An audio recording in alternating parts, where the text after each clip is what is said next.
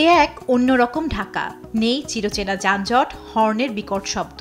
কে বলবে এ শহরের প্রতিদিন মানুষের ঘুম ভাঙে হর্নের শব্দে, গভীর রাত পর্যন্ত আটকে থাকতে হয় যানজটে। ঈদের ছুটিতে অন্যরকম রূপ নিয়েছে রাজধানী ঢাকা। চেনা শহরে অচেনা এক নীরবতা। ছুটির শুরু থেকেই ঢাকা ছেড়েছে লাখো মানুষ। পরিবার পরিজনের সঙ্গে ঈদ উদযাপনে রাজধানী ছাড়ার হিড়িক পড়ে এক সপ্তাহ আগেই। এতে জনসংখ্যার ভারে নুয়ে পড়া ঢাকা এখন হালকা, শ্বাস নেয়ার মতো ফাঁকা। সিগন্যালে আটকে থাকতে হচ্ছে না ঘন্টার পর ঘন্টা। ঢাকা শহরটা পুরোই ফাঁকা বলতে গেলে, তবে কিছু কিছু জায়গায় কিছু যাত্রী পাওয়া যায়। আজকে তেমন যানজট নাই, এরকম ঢাকা শহর খুব ভালো লাগে ঘুরতে।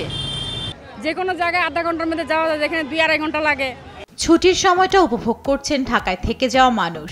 ব্যস্ততা ছেড়ে ফেলছেন স্বস্তির নিঃশ্বাস। এমনিতে হচ্ছে যে ঢাকার ভিতরে আমরা এরকম ফাঁকা রোড পাই না। এই ঈদের পরেই হচ্ছে যে 3-4 দিন খুব সুন্দর ফাঁকা থাকে। তখন হচ্ছে একটু ঘুরতে বের হই, বা ছোট বাচ্চা থাকলে তাদের নিয়ে একটু পার্কে যাই। এই ফাঁকা শহর আসলে কম মানুষ দেখতে পায়, আমরাই মনে করেন এই ভাগ্যবান তাদের মধ্যে। রাস্তা ফাঁকা ছিল, এজন্য আসতেও ভালো লাগছিল রাস্তা ফাঁকা দেখে। আনন্দ করতে পারছি, যেখানে ইচ্ছা যেতে পারতেছি। ঢাকা তো একটা 2 কোটি লোকের বসবাস, এখানে চাইলেই এত কম সংখ্যক লোক বসবাস করা প্রায় অসম্ভব। তো যাক, ভালো লাগতেছে। এমন হবে না, তবে স্বপ্নেই হবে আর কি, বাস্তবে না। ঢাকার এমন চেহারায় অভ্যস্ততা না থাকলেও শহরটি এখন আরামদায়ক।